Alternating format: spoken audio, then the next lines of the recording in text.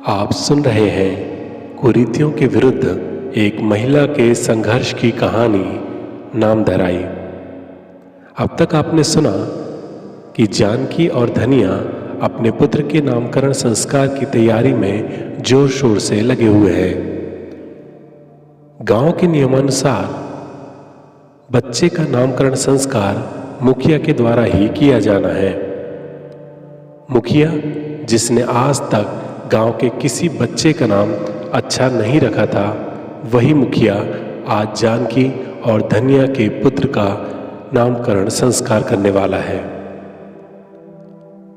जानकी को जैसे ही पता चलता है कि मुखिया उसके बच्चे का नाम बिगाड़ कर रखने वाला है, जानकी गुस्से से तमतमा जाती है।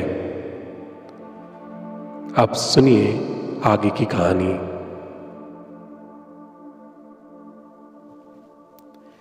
जानकी सीधे हवेली की ओर चल पड़ी। उसके कदमों में गजब की तेजी थी। हवेली से कुछ दूर वह एक पेड़ के पीछे छिपकर ना जाने किसी का इंतजार करने लगी। कुछ देर में मुखिया के बेटे को पढ़ाकर दूसरे गांव के मां साहब हवेली से निकले। हवेली का दरवाजा बंद होते ही जानकी मां साहब के पीछे पीछे चलने लगी। कुछ दूर पहुंचने के बाद उसने मां साहब को आवाज लगाई। मां साहब रुक गए। वह लगभग 5 मिनट तक मां साहब से कुछ बात करती रही।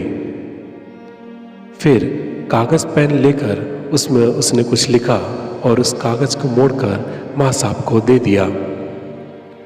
दोनों ने आसपास देखा, वहां कोई नहीं था। मां साहब गांव से बाहर निकल गए और जानकी अपने घर की ओर वापस लौट गई। अभी भी खाना बनाने में लगभग 1 घंटा बाकी था, लेकिन महिलाओं का गीत संगीत प्रारंभ होने का समय हो चला था। जानकी अपने गुस्से को छिपाने के लिए जोर शोर से तैयारियों में लग गई। आसपास की महिलाओं को बुला लिया गया और आंगन में बड़ी सी दरी बिछाकर गीत संगीत का कार्यक्रम प्रारंभ कर दिया गया। धनिया और पड़ोसी कुछ दूर से महिला संगीत का आनंद ले रहे थे। धनिया जानकी की ओर देखकर मुस्कुराया, लेकिन जानकी अभी भी कुछ अलग ही दुनिया में थी। उसका चेहरा अभी भी गुस्से से तमतमाया हुआ था। सुजाता भी गाते गाते बीच बीच में जानकी का चेहरा देख रही थी। जानकी अपने बिटवा को गोद में लिटाए बार बार उसके चेहरे को देख रही थी। लाखों में एक हमार बिटवा, सारी दुनिया से प्यारा हमार बिटवा, लोकगीत ढोलक, मंजीरा और झांझर के साथ पूरे आंगन में गूंज रहा था। बीच बीच में ढोलक में विशेष थाप दी जा रही थी। उस विशेष थाप के साथ ही महिलाएं अपनी आवाज को भी और तेज कर देती थीं। वहीं मंजीरा और झांझर की झनकार अपने चरम पर पहुंच चुकी थी। गांव वाले सपरिवार धनिया और जानकी के घर एकत्रित होकर लोकगीत के आनंद में शामिल हो रहे थे। 3 बजे तक वह विशाल आंगन महिलाओं और पुरुषों से भर गया। बच्चे उस आंगन से दूर मस्ती कर रहे थे। मुखिया के बैठने के लिए पर्ची में अलग से कुर्सी टेबल का इंतजाम किया गया था। कुर्सी टेबल विशेष रूप से बनिया के यहां से लाई गई थी। छोले की सब्जी में छौंका लग पड़ते ही उसकी महक पूरे आंगन में फैल गई। स्वादिष्ट महक से लोकगीत गाने वालों और सुनने वालों के मुंह में पानी आ गया। सभी कुछ देर के लिए खाने की ओर देखने लगे। गांव में लोगों को इतना स्वादिष्ट और भरपेट खाना सालों में कभी खाने को मिलता था। अब लोगों को खाने का इंतजार था। खाना बनकर तैयार हो चुका था। 4 बजने वाले थे। धनिया मुखिया के आने का इंतजार कर रहा था। वह बार बार हवेली जाने वाले रास्ते की ओर देख रहा था।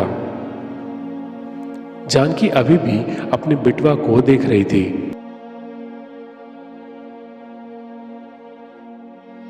अचानक वह उठी और अपने बेटे को अंदर कमरे में ले जाकर सुला आई। सुजाता, जानकी, बिटवा को अंदर काहे छोड़ाई? जानकी, अभी उसको अंदर आराम कर लेने दो सुजाता। अभी उसका यहाँ कोई काम नहीं है, जब उसका काम होगा तो ले आएंगे।